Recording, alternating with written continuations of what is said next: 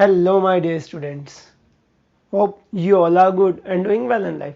तो बच्चों, आज की हमारी इस वीडियो के अंदर हम पढ़ेंगे क्या parallel plate capacitor with a dielectric slab in between them. मतलब हमारा एक पैरेलल प्लेट कैपेसिटर है जिसके बीच में हमारे पास में क्या रखा हुआ है, एक डाइलेक्ट्रिक स्लैब है। तो उसका डेरिवेशन देखो बच्चों, क्या करा हमने यहाँ पर, हमारा कंसिडर करा ये हमारा पैरेलल प्लेट कैपेसिटर था जिसकी इस वाली प्लेट को हमने क्या कर दिया, अर्थ कर दिया।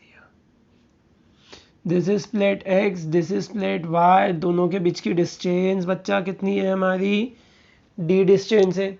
अब अगर इस वाली प्लेट के ऊपर हमारा अंदर की तरफ यहाँ पर क्या है, प्लस चार्ज है, तो इस वाली प्लेट पर क्या होगा, अंदर की तरफ इंड्यूस हो जाएगा क्या, एक नेगेटिव चार्ज इंड्यूस होगा, है ना। Because of the positive charge on the inside of plate X and negative charge will induced on the plate Y of same magnitude but of opposite sign। तो अब देखो बेटा, यहाँ पर हमारे पास में क्या होगा, ये चार्ज को हमने क्या कर दिया, यहाँ पर ये हमारा ये प्लस क्यू, इस वाली प्लेट पर कितना आ गया, माइनस क्यू चार्ज आ गया। अब हमने यहाँ पर क्या करा, एक डाइलेक्ट्रिक स्लैब लगा दी बीच में।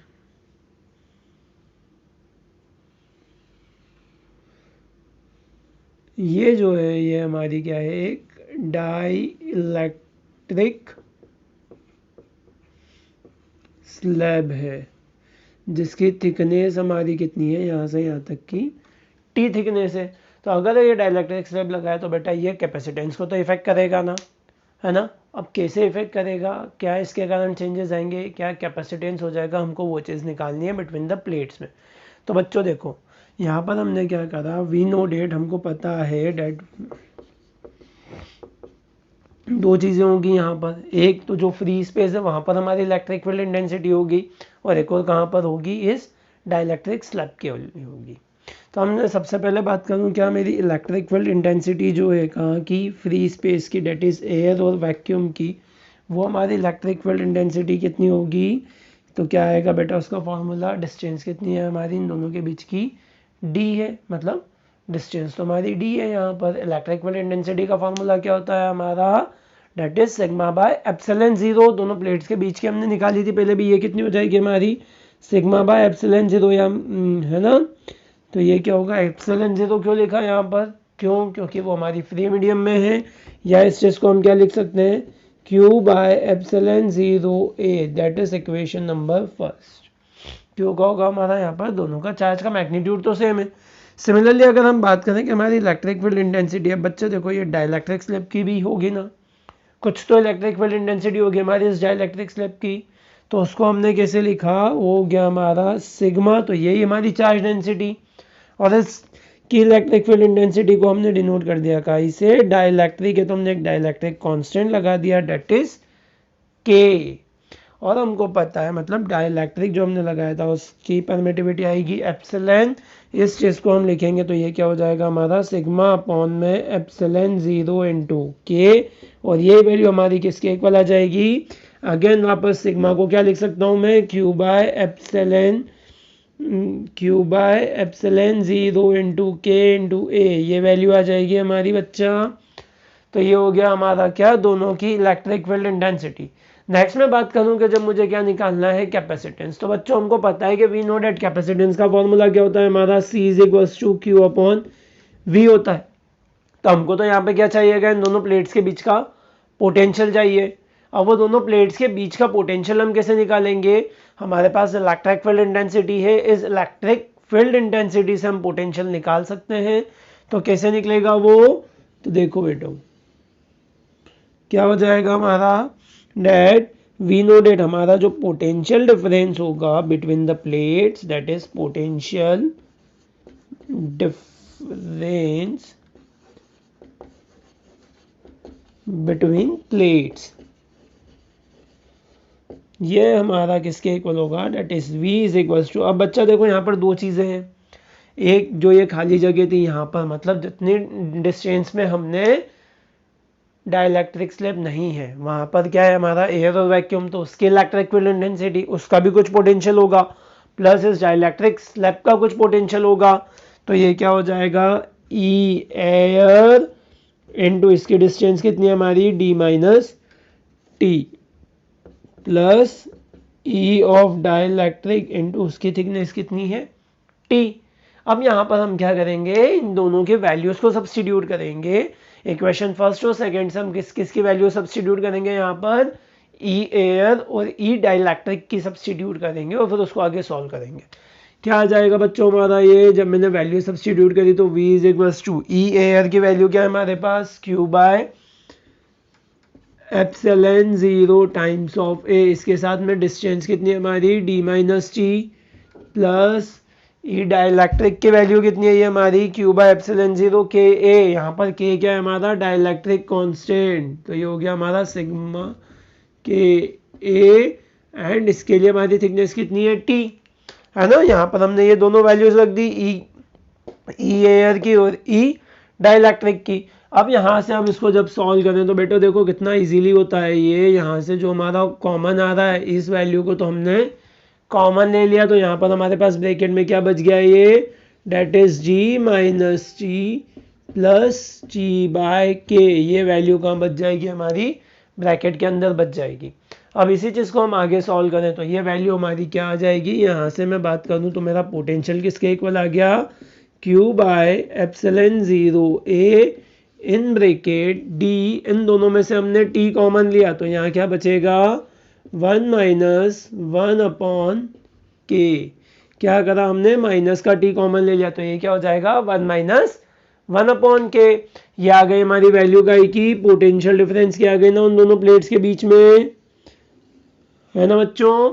लेकिन मुझे निकालना था कैपेसिटेंस, तो हमको पता है कि हमारा कैपेसिटेंस जो होता है C, डेट इज कैपेसिटेंस, किसके इक्वल होगा हमारा ये कैपेसिटेंस, C किसके इक्वल होता है, चार्ज अपॉन पोटेंशियल के इक्वल होता है ना। तो यहाँ पर हम वैल्यूज रख दें इसकी तो क्या हो जाएगा ये, that is C is equals to q upon, यहाँ वैल्यू क्या आएगी पूरी मेरी q by epsilon 0 a in bracket d minus T and in again bracket 1 minus 1 upon k, ये हो जाएगा। तो अब यहाँ से हम देखें बच्चों तो क्या हो गया मेरा, q से q कैंसल, तो final result will be c is equals to epsilon 0 a divided by d minus t and in bracket it is 1 minus 1 upon k.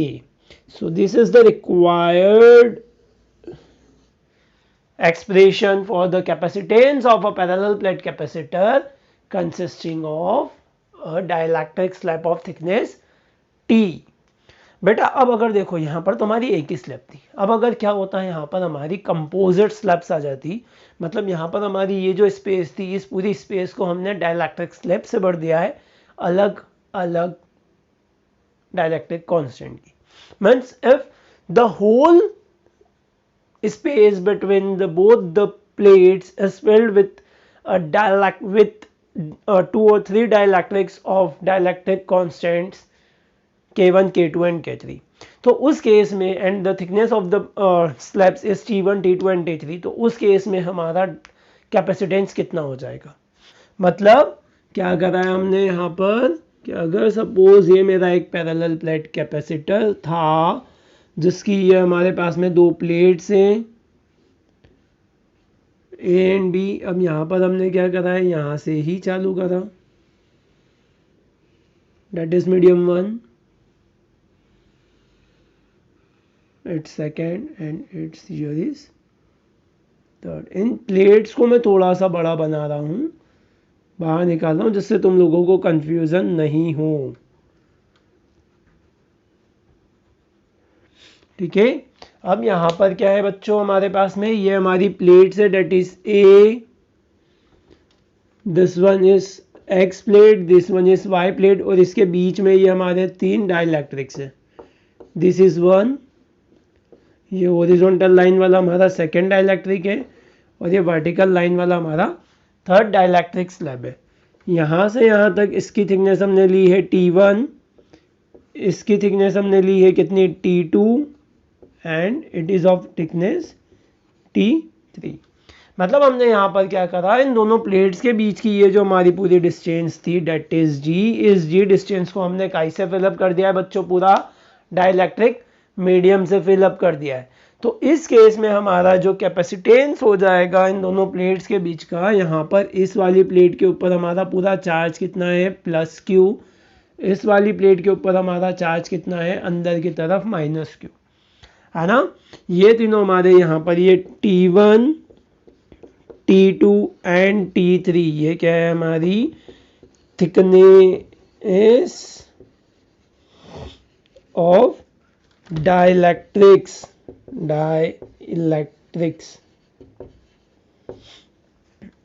Of dielectric constants K1 K2 and K3। तो बच्चों अगर ऐसा कुछ है तो इस case में हमारा जो टोटल कैपेसिटेंस है, ये कैपेसिटेंस हमारा किसके इक्वल हो जाएगा, it will be equals to epsilon 0 A. यहाँ पे बच्चों ये एप्सिलॉन 0 क्या है हमारा परमिटिविटी ऑफ फ्री स्पेस, और ए क्या है area of cross section of plates. इसके अपॉन में क्या आ जाएगा, ये हमारा T1 upon K1 plus T2 upon K2 plus T3 upon में K3। ये हो जाएगा हमारा एक कंपोजिट प्लेट्स का capacitance. So that's all for today. Thank you. Have a great day ahead and all the best for your examinations and your career. And please subscribe the channel for regular updates, and the link for the capacitors and the parallel plate capacitor with normal medium is in description, so you can go through these links and learn about that also. Thank you.